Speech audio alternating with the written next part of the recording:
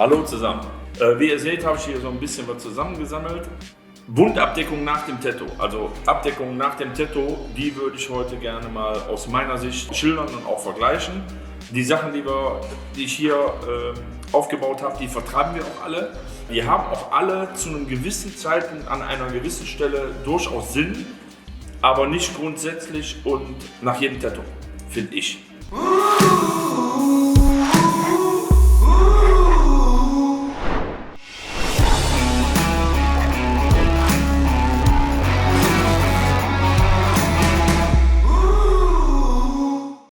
Ich muss dafür mal ein bisschen weiter ausholen. Ich tätowiere schon ein bisschen länger, wie ihr wisst. In den 90er Jahren hat 3M mich schon angesprochen mit den Tegaderm-Pflastern.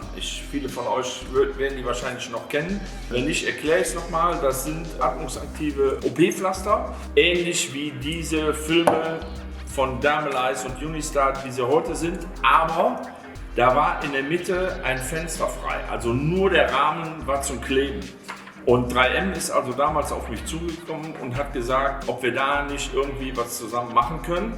Ich habe die Dinge auch probiert und da sind wir natürlich auf zwei Probleme gestoßen. A, das Problem, was wir heute noch haben, nämlich die Wundflüssigkeit. Wo geht die hin? Nirgendwo. Und B, diese Fenster waren natürlich immer nur, das gab es glaube ich nur in 3 Größen oder gibt es auch heute nur noch in 3 Größen. Die waren natürlich nur für eine gewisse Größe von Tattoos brauchbar. Dann hätte man noch 20 andere Größen entwerfen müssen, wenn man gewollt hätte, dass das Tattoo immer in einem nicht klebbaren Bereich wäre. So war es ja gedacht. Ja? Aber das zweite, die Wundflüssigkeit, ich habe die Dinger benutzt. Die Wundflüssigkeit darunter sammelte sich, die ging nirgendwo hin und dann platzte das halt nachts auf. In der ersten Nacht, wenn man Pech hatte oder man fing an zu pieksen, um die Wundflüssigkeit rauslaufen zu lassen. Aber wenn man ein Loch reinmacht, dann ist der Weg ist nicht immer nur in eine Richtung. Wenn was rauskommen kann, kann auch was reinkommen. Diese Wundflüssigkeit unter dem Pflaster ist natürlich auch eine große Gefahr für einen Bakterienherd. Deswegen hat es das Pflaster in den 90er Jahren weder zu Magic Moon noch in die Tattoo-Szene geschafft. Wir hätten da zum ersten die Lebensmittelfolie zertifiziert vom Fraunhofer Institut. Wir haben den Tattoo-Film von Dermalize. Wir haben den Tattoo-Film von Unistar und wir haben die Drylock Pads, die für mich auch mein Favorit sind. Ich erkläre euch warum. Alles subjektiv, meine Meinung. Ja?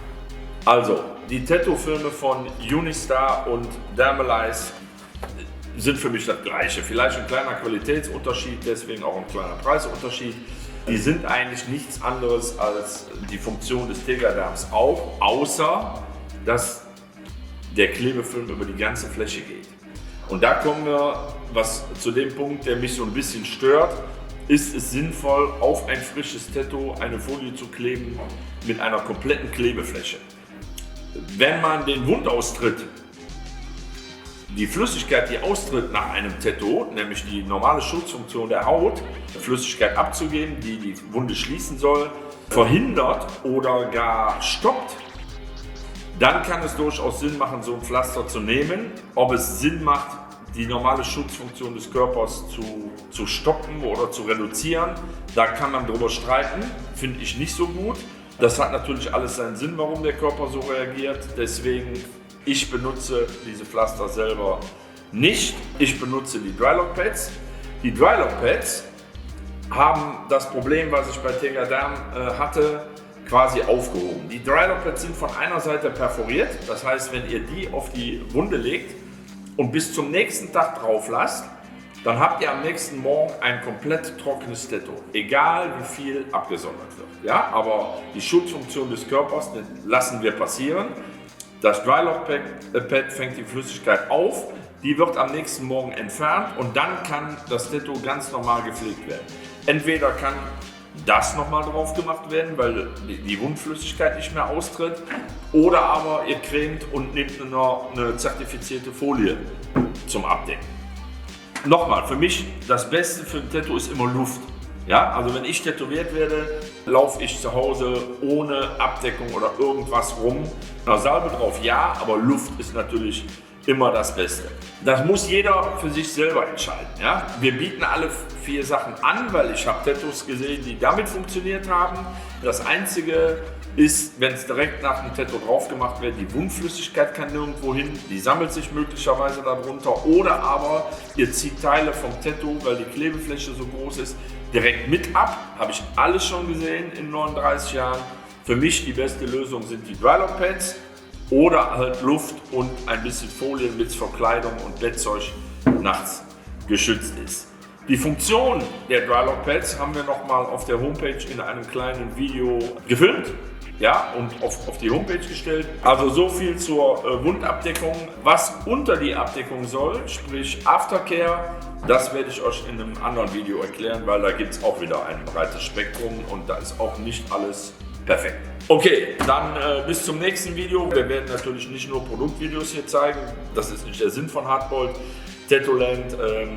Hinter den Namen, um das auch noch kurz zu sagen, da werden wir auch eine Sendung drüber machen, ist, ich bin mit vielen internationalen Künstlern vernetzt natürlich, und in der Tattoo-Branche sieht es wirklich weltweit nicht so gut aus. Selbst die Stars unter den Tätowierern haben wahnsinnig rückläufige Buchungen.